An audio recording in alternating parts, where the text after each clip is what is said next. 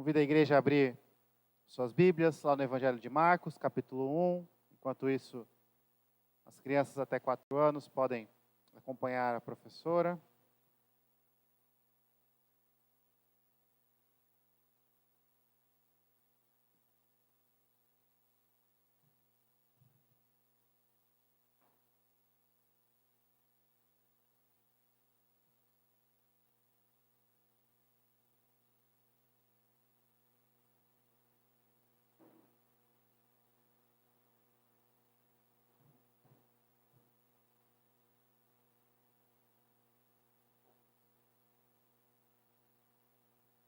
Marcos, capítulo 1, nós vamos ler do versículo 16 até o versículo 20, dando continuação à nossa série neste Evangelho.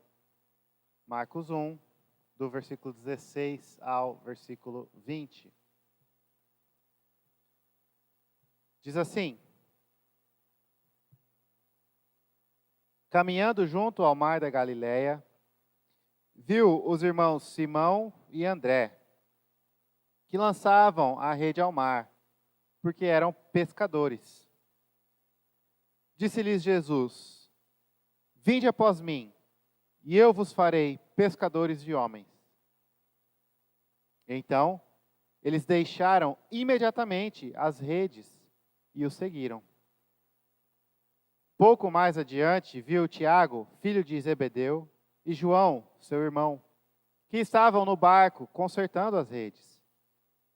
E logo os chamou. Deixando eles no barco a seu pai, Zebedeu, com os empregados, seguiram após Jesus. Até aí, a leitura da palavra nosso Deus. Vamos orar mais uma vez? Senhor Deus, Pai querido, nós reconhecemos que o Senhor é o nosso Deus, nosso Pai, Senhor das nossas vidas. E neste instante nós temos o privilégio de ler e ouvir a Tua palavra. Pedimos que o Senhor fale conosco, aplique a Tua palavra ao nosso coração, nos transforme, nos ilumine pelo Teu Santo Espírito, para aprendermos mais sobre o Senhor e sobre a Tua palavra. Essa é a nossa oração, no nome de Jesus. Amém. Você já deve ter visto aquela imagem de um senhor de idade com uma cartola na cabeça, todo vestido com as cores dos Estados Unidos, vermelho, azul e branco, e ele está apontando assim para frente, e está escrito embaixo: Nós queremos você. Essa era uma campanha para recrutar jovens para se alistar ao exército americano e servir ali aquele exército, indo para a guerra. Eles apontavam e diziam: Nós queremos você. E assim tentavam recrutar pessoas para servirem no exército. No nosso país, os homens são obrigados, quando chega a idade de 18 anos, de se alistarem para servir no exército. Mas acontece que não são muitos aqueles que desejam continuar servindo. Por isso, eu me lembro quando estava no ensino médio, o quartel, os soldados, os sargentos, os oficiais ali da cidade foram até a escola e apresentaram um vídeo todo bonito, cheio de efeitos, mostrando como é legal, como é radical, como é corajoso, como é bom e cheio de virtudes e honras servir ao exército. Então, mesmo que é obrigado, eles ainda precisam tentar convencer alguns a ficarem e se alistarem e servirem. Esses dois exemplos são exemplos de órgãos do governo, vamos dizer assim, exércitos que estão recrutando pessoas para alistar. Tudo que eles podem fazer e tentam fazer é convencer as pessoas a servirem ali naqueles exércitos. Uns dizendo: nós queremos você, outros com vídeos e campanhas tentando seduzir ou conquistar o coração de jovens para servir. O texto que nós lemos nos mostra também uma forma de recrutamento, só que é bem diferente do que qualquer exército, empresa ou órgão pode tentar fazer. Aqui nós não vemos apenas uma tentativa de conquistar, uma tentativa de convencer.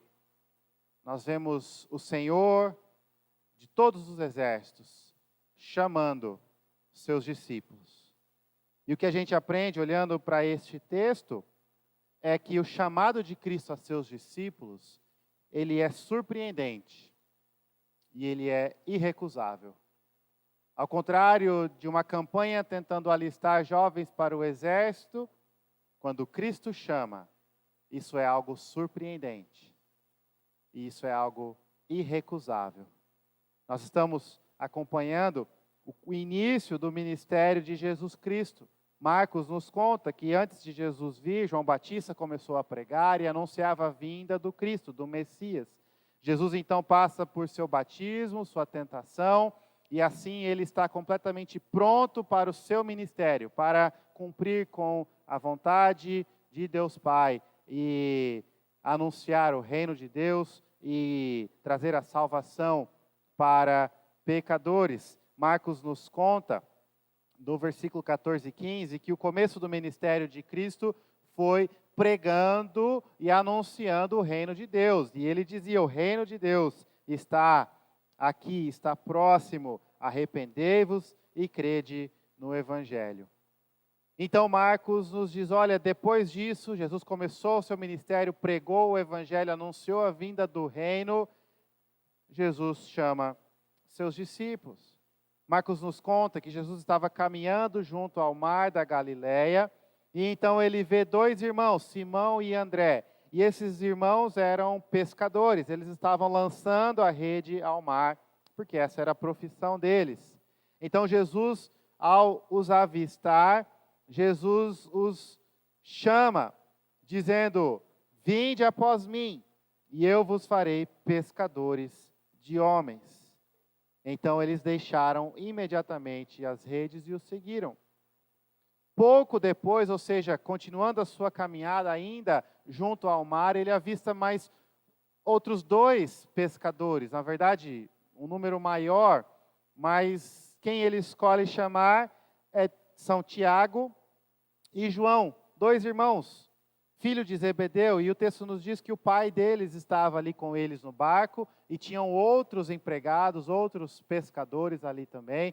Jesus então chama Tiago e João, e diz para os seguirem, e o texto nos diz que eles seguem Jesus. Aqui nós temos, não uma campanha de recrutamento para pessoas, mas nós temos o Senhor dos exércitos, Jesus Cristo, Filho de Deus, que veio ao mundo chamando seus discípulos. E isso é algo surpreendente. Surpreendente porque naquele contexto, naquela época, não eram os mestres que chamavam seus discípulos. Era o contrário. Todo mundo estava acostumado com a seguinte ordem.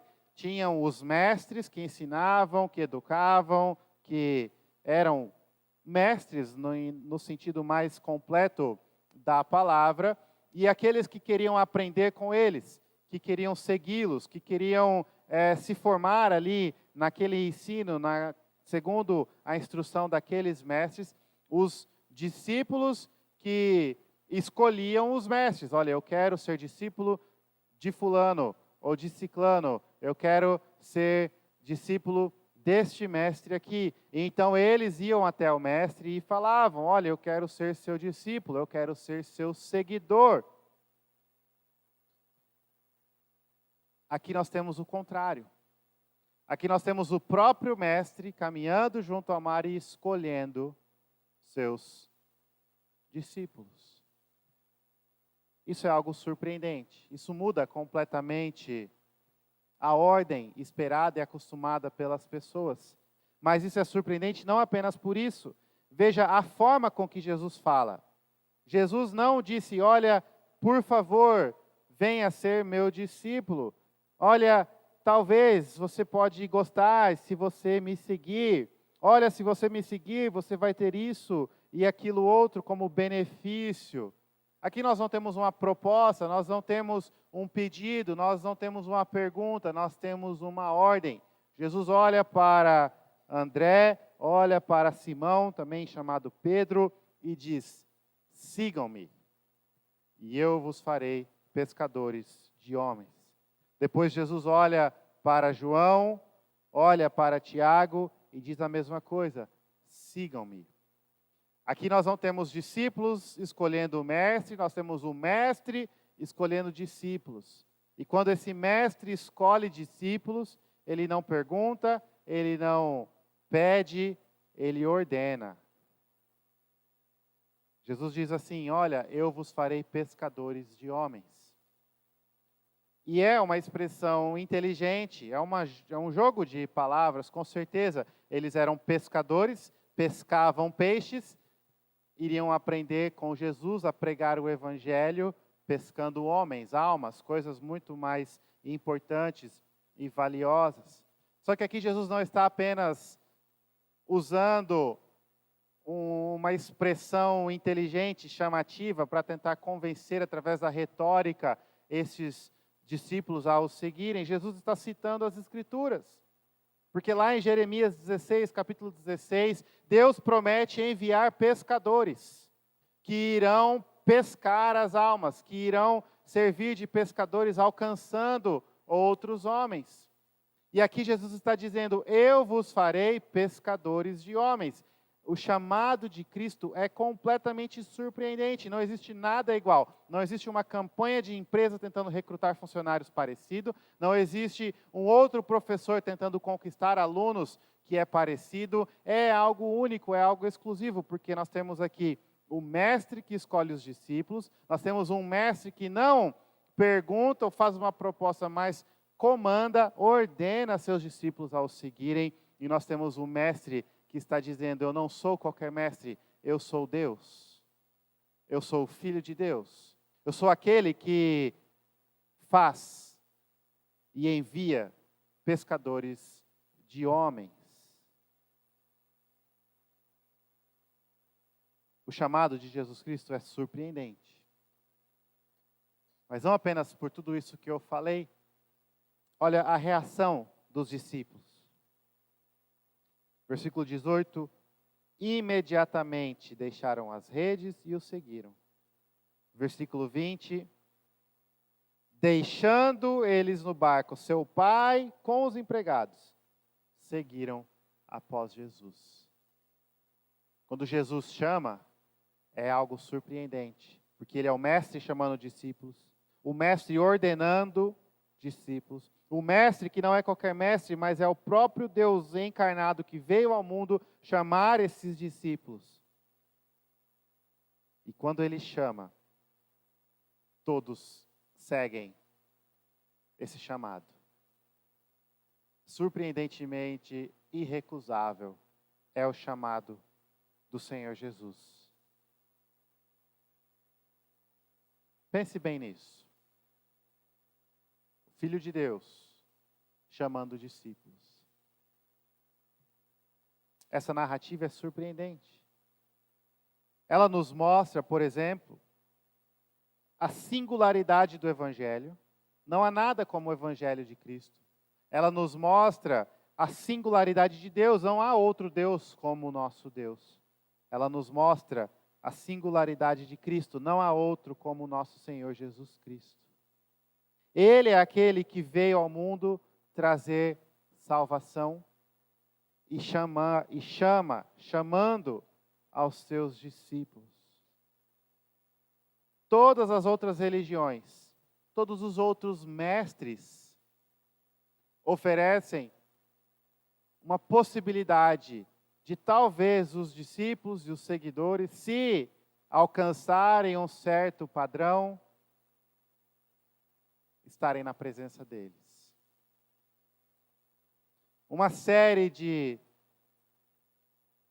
regras ou pré-requisitos ou qualquer outro nome que você quiser dar para que talvez você alcance a salvação.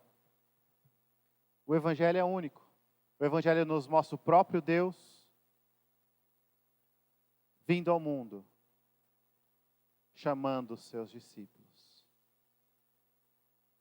Ele não é escolhido, é Ele quem escolhe. Ele não é aceito, é Ele quem chama. E quando Ele chama,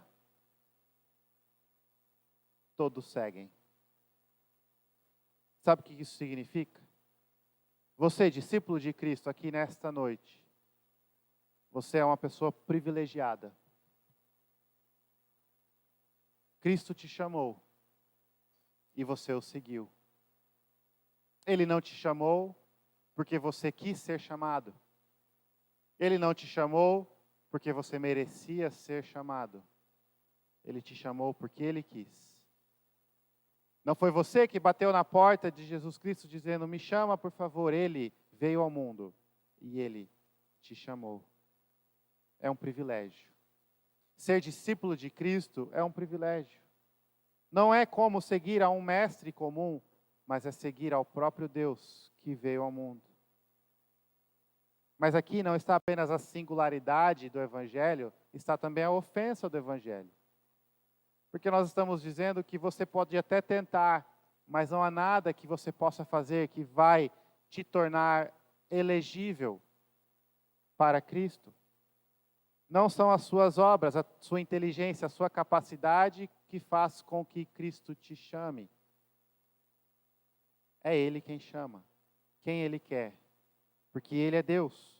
Ele é aquele que faz e envia pescadores de homem. Ele é aquele que nós lemos lá em Colossenses 1, o primogênito de toda a criação, a imagem visível do Deus invisível, aquele por quem, através de quem e para quem todas as coisas foram feitas, aquele que é desde a eternidade e nunca muda, Deus eterno, encarnado, caminhando pelo mar da Galileia, vendo dois pescadores e dizendo, sigam-me.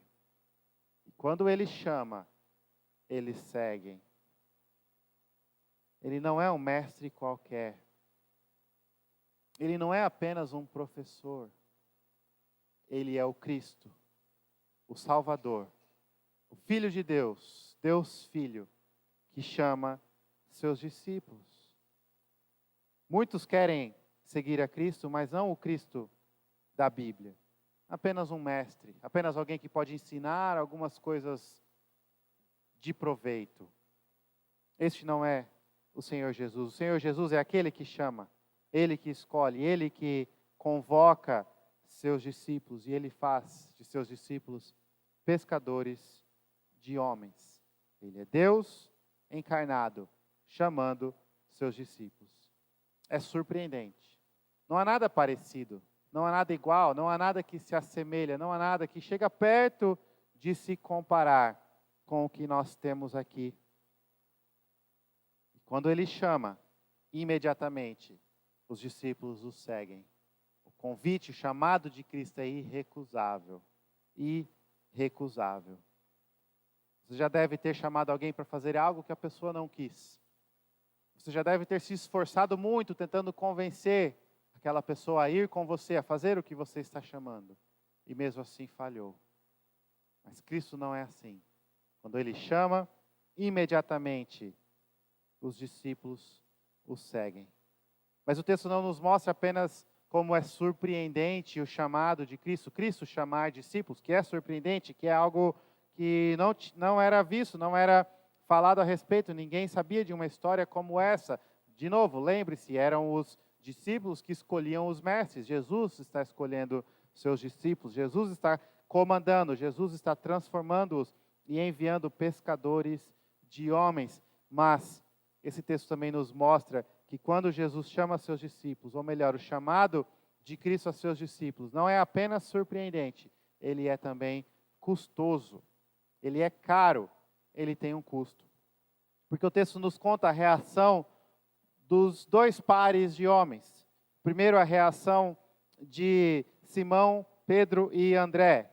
Simão e André, Pedro e André, Simão, Pedro, a mesma pessoa. Jesus diz, vinde após mim, e eu vos farei pescadores de homens, e eles imediatamente deixam as redes. Nós já vimos que isso mostra como o chamado de Cristo é irrecusável. Mas veja só, eles deixaram as redes, eles abandonaram as redes, o barco, os peixes, a profissão que eles tinham. Nós temos na nossa cabeça o entendimento de que os discípulos eram pessoas pobres que passavam necessidade antes de Cristo os chamar. Não necessariamente, não há nada no texto que nos indique isso.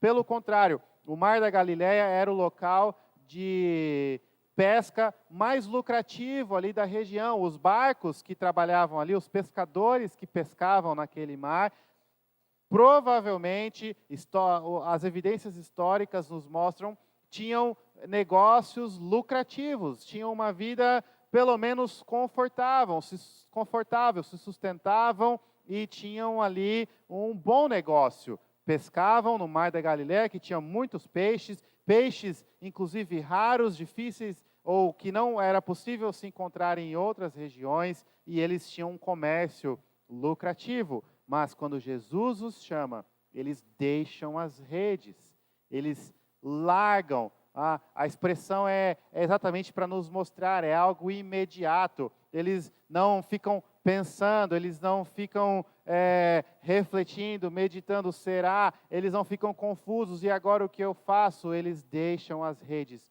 imediatamente. Depois o texto nos diz que Jesus chamou Tiago e João, que também eram pescadores, talvez até mais bem-sucedidos do que a primeira dupla, do que Pedro e André. Não podemos afirmar, mas talvez seria, porque o texto nos diz que Zebedeu não tinha apenas seus filhos pescando com eles, mas tinha também empregados que ali trabalhavam para ele. E Tiago e João deixam tudo. As redes, o barco, o trabalho, o conforto, aquilo que eles estavam acostumados, conheciam, a segurança, a estabilidade, o próprio Pai, e seguem a Jesus Cristo.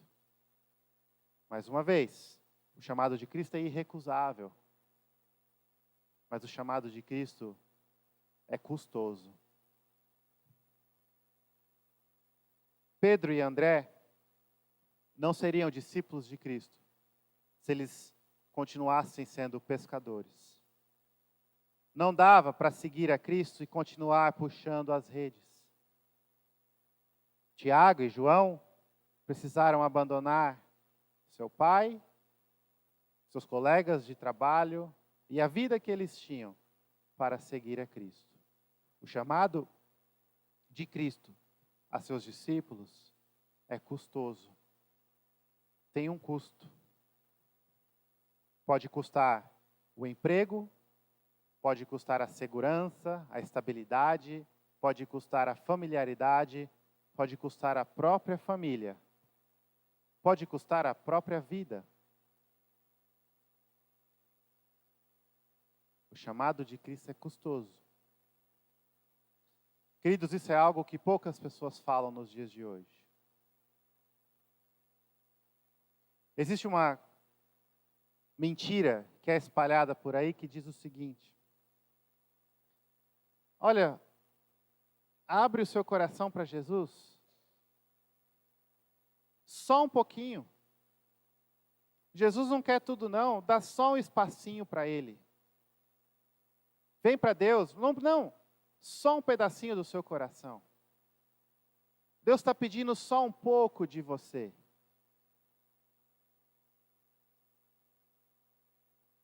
Esse não é o Deus da Bíblia. E esse não é o chamado do Jesus da Bíblia.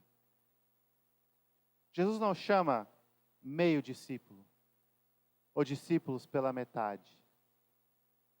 Jesus chama discípulos por inteiro.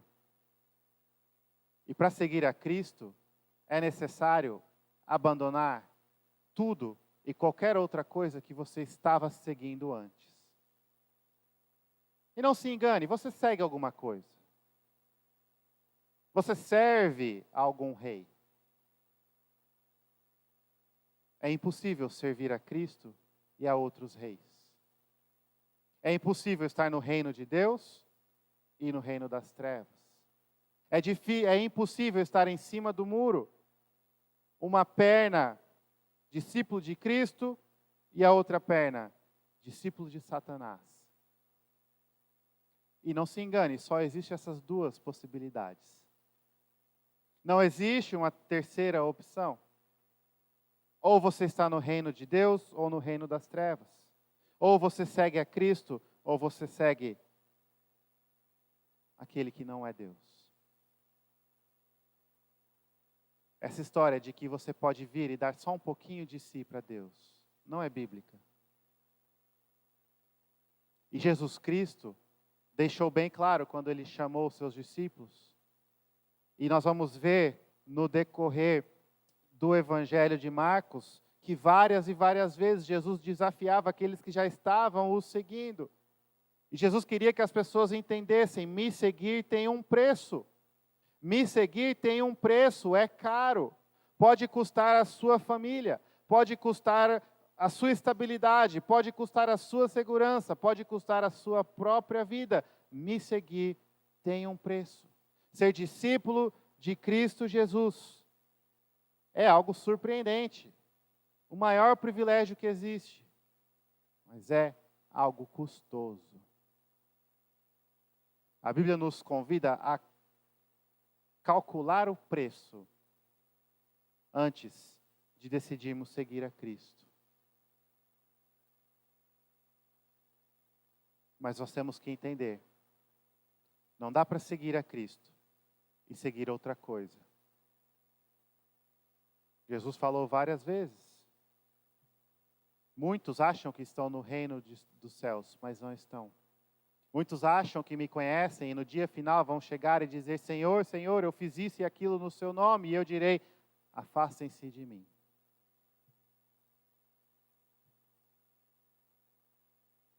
Não basta, o que nós estamos querendo dizer é que não basta entregar um pouco de si para Cristo. Ou é tudo, ou é nada. A pergunta então é, você é discípulo de quem? Nós podemos mudar e usar a linguagem de outros textos bíblicos. Você serve a quem? Quem é o seu rei? Quem é o seu senhor? Quem é o seu mestre? Você é discípulo de quem? Muitos acham que seguem a Cristo. Não é raro, infelizmente, não é incomum encontrar dentro da própria igreja muitas pessoas que se dizem cristãos, evangélicos, crentes, presbiterianos, mas acham que podem ser cristão, ser discípulo de Cristo só no domingo. Só nas coisas que dizem respeito à igreja. Eu sigo a Cristo nos fins de semana. Durante a semana, eu faço o que todos fazem. Eu falo o que todos falam. Eu deixo de fazer porque todos deixam de fazer. As minhas práticas e o meu coração não estão no reino de Deus. Não são segundo a palavra de Deus. O meu coração não pertence a Cristo.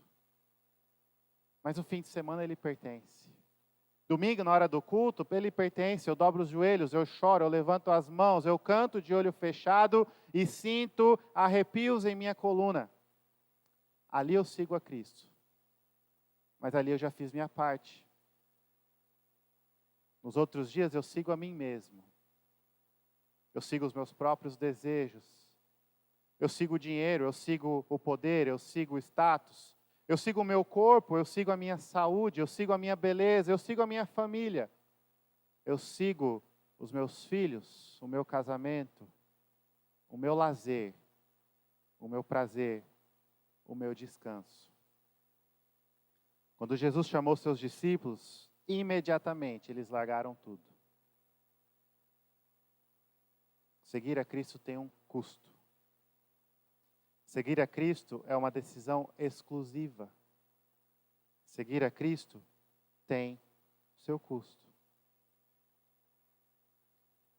Nós precisamos explicar um pouco melhor isso.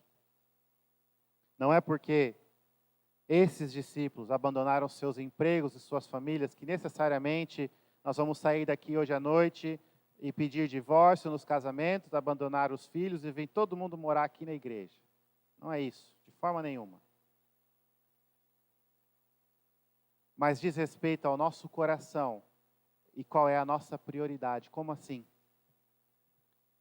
Eu não necessariamente abandono minha família, mas eu deixo de servir a minha família. E eu cumpro com o meu papel como pai, marido, esposa, filho, esposo, seja lá qual for o seu papel, segundo a instrução do meu Senhor, do meu Mestre Jesus Cristo, para a honra e glória do meu Senhor, meu Mestre Jesus Cristo. Eu não necessariamente preciso abandonar meu emprego e viver às custas da igreja, não é isso. Mas ao invés de trabalhar para mim mesmo, no sentido espiritual, ao invés de priorizar o meu sucesso, a minha vitória, os meus sonhos, as minhas ambições, agora eu trabalho para a honra e glória do meu Senhor Jesus Cristo. E eu faço aquilo que Ele tem me chamado a fazer todos os dias, alegre e contente, porque eu sou um discípulo de Cristo. Eu não abandono necessariamente os meus relacionamentos, mas eu cultivo e vivencio esses relacionamentos segundo a lei de Cristo, em obediência a Cristo e para a honra e glória de Cristo, o meu Senhor, o meu Mestre. Então, ao invés de ser um pai que abandona seus filhos porque leu na Bíblia que deve deixar tudo, eu sou o melhor pai possível, segundo a instrução da palavra de Deus, a instrução de Cristo, para a honra e glória de Cristo. Ao invés de achar que o meu emprego está me impedindo de servir a Cristo, eu trabalho da melhor forma possível, dependendo, obviamente, da graça de Deus, para a honra e glória do meu Senhor Jesus Cristo. E tudo aquilo que for possível eu faço para a honra e glória do meu Senhor Jesus Cristo. Porque agora eu não sou discípulo de mim mesmo, eu não sou discípulo dos meus desejos, eu não sou discípulo da minha família, do meu pai, da minha esposa, eu não sou discípulo de nada terreno, eu sou discípulo de Cristo. Eu obedeço à instrução de Cristo, eu vivo para a honra e glória de Cristo, e eu faço aquilo que Cristo me chama a fazer, segundo a instrução dele. Mas veja só, às vezes, pode ser que você tenha que abrir mão literalmente de algumas coisas.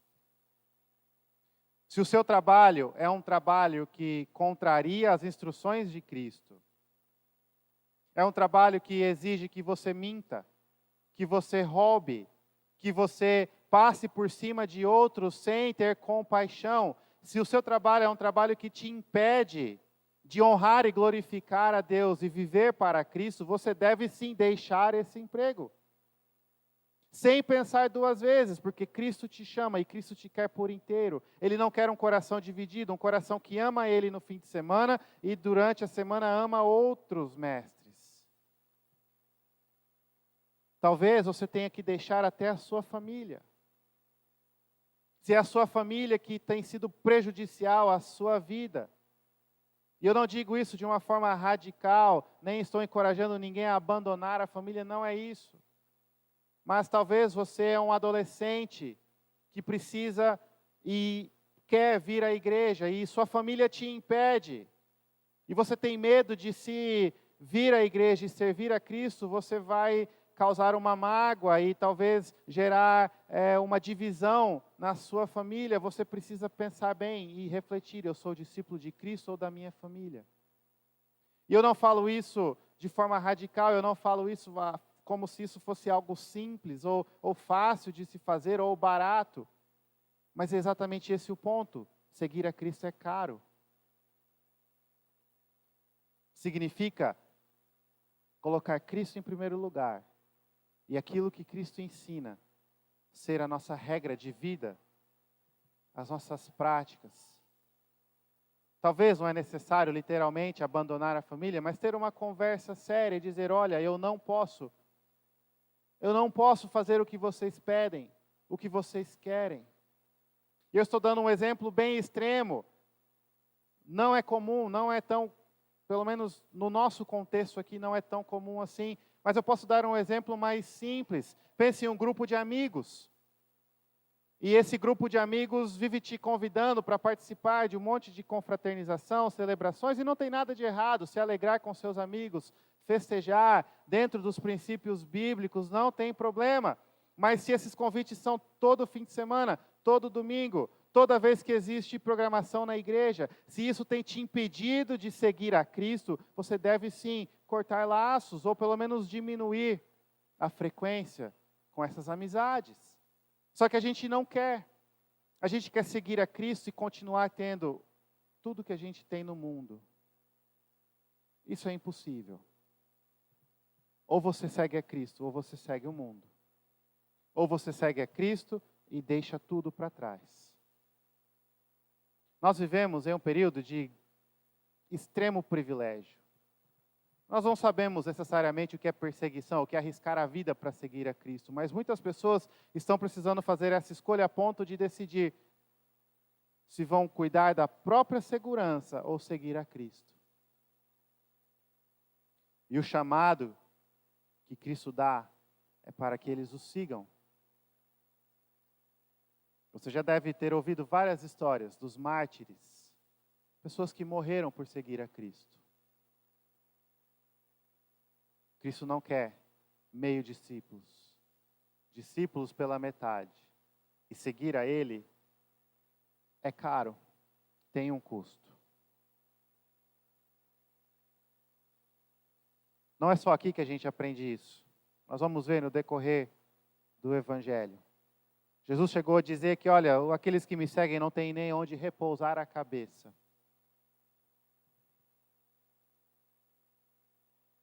Ser discípulo de Cristo é algo surpreendente, é algo custoso. A gente precisa pensar muito bem nisso. Nós, discípulos de Cristo, muitas vezes estamos seguindo a Cristo com o coração dividido. E conforme o tempo passa, nós nos acostumamos com o amor de Deus, o amor de Cristo, e nós vamos esfriando no nosso zelo. E nós não queremos mais fazer sacrifícios em prol do reino de Deus. E eu não estou falando sacrifícios literais, a própria vida, a segurança. Vivemos em um tempo de privilégio, temos liberdade para fazer isso. E a nossa disposição de sacrificar coisas se torna cada vez menor. É algo até que nos envergonha. Nós deixamos de servir a Cristo, seguir a Cristo, de fazer o que Ele manda, de ser bênção no reino, por cansaço, por preguiça, por medo, por insegurança. Porque precisamos de um dia de descanso. Quando, na verdade, não estamos dispostos a abrir mão de muitas coisas para Cristo. Nós precisamos nos arrepender e lembrar do que Cristo fez por nós. Porque a solução disso aqui, desse grave problema, não é criar uma lista de regras e interpretar o texto de forma legalista. Você tem que chegar a tal hora, fazer tal coisa, dedicar tantos minutos por hora em oração. Não é isso. A solução é olhar para Jesus Cristo, o próprio mestre que chama esses discípulos e quer discípulos por inteiro. Jesus não veio pela metade. Jesus não mediu esforços. Jesus, que é o Criador, que é Deus cheio de glória, a imagem visível do Deus invisível. Nós lemos Colossenses 1, aquele texto glorioso que mostra como Jesus Cristo é poderoso, é belo, é glorioso, é magnífico, é incomparável. Ele abriu mão de tudo isso. Ele veio para esta terra, este mundo. Ele foi humilhado e rejeitado pelos próprios irmãos. ele foi zombado, e os próprios vizinhos falaram, é impossível ele estar falando alguma coisa certa, ele é filho de um carpinteiro, nós vimos ele crescer. Os sinais que ele fez, pelo próprio povo que ele veio salvar, o povo judeu, foram considerados sinais feitos pelo próprio Satanás.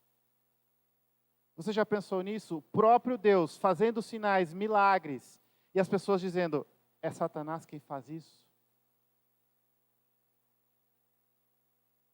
E se isso não bastasse, ele ensinou e pregou o evangelho, e chamou, e convidou, e disse, olha, eu sou o caminho, eu sou o Cordeiro de Deus, eu sou a porta, eu sou o pão da vida, eu sou a fonte de águas que vão saciar vocês, eu sou o caminho, a verdade e a vida, eu sou a salvação, eu sou a vida eterna. Creiam em mim, venham para mim, eu vou fazer tudo, eu faço tudo, eu vou pagar o preço da dívida que vocês jamais vão conseguir pagar. Tudo que eu peço é, me sigam. Creiam em mim, confiem em mim, me sigam. E ele foi para aquela maldita cruz, suportou a ira de Deus e todo o peso do pecado que nós merecemos. Ele que estava com Deus, que era Deus desde a eternidade, uma união que nós não conseguimos compreender, um amor perfeito e infinito, o Pai virou o rosto do Filho, por conta do nosso pecado. E nós não queremos abrir mão de nada. Do nosso dinheiro, dos nossos bens, da nossa família, do nosso lazer, do nosso descanso. Cristo nos chama para abrir mão de muitas coisas. E ser discípulo dele é caro. Mas o que ele fez por nós é infinitamente mais, incomparável. E aqueles que seguem a ele, jamais vão chegar um dia e dizer assim, olha, eu abri mão de coisa demais para seguir Cristo, eu me arrependo. Isso não acontece. Jamais vai acontecer. Ninguém daqueles que confiam no Senhor Jesus é envergonhado, ou é frustrado, ou é desapontado. Porque o que ele fez, e o que ele faz, e o que ele dá, é infinitamente superior a qualquer das coisas que ele te chama a sacrificar em prol do reino dele. A pergunta então para nós, de quem nós somos discípulos? E se somos discípulos de Cristo, estamos seguindo a ele completamente? Ou estamos tentando segui-lo, arrastando as redes, cheio de coisas, objetos e ídolos que nós não queremos abrir mão? Cristo chama discípulos, e isso é surpreendente, mas esse chamado também é caro. Feche seus olhos, nós vamos orar. Senhor, nós te louvamos pela tua palavra e pedimos que o Senhor fale aos nossos corações e que nós possamos viver tendo diante dos nossos olhos constantemente Cristo Jesus e o que Ele fez por nós. E ao perceber tudo o que Ele fez por nós, que nós possamos entender que não há sacrifício grande demais em prol de Cristo, em prol do teu reino. Na verdade, o que nós podemos e precisamos abrir mão é muito pouco, muito pequeno, muito insignificante comparado a tudo que o Senhor é, tudo que o Senhor fez e tudo que o Senhor nos dá. Nós pedimos então que o Senhor nos faça discípulos por completo, que o teu Santo Espírito aplique a tua palavra em nossos corações, nos transformando verdadeiramente e que nós possamos seguir a Cristo, priorizando o reino dos céus todos os dias das nossas vidas. No nome de Jesus. Amém.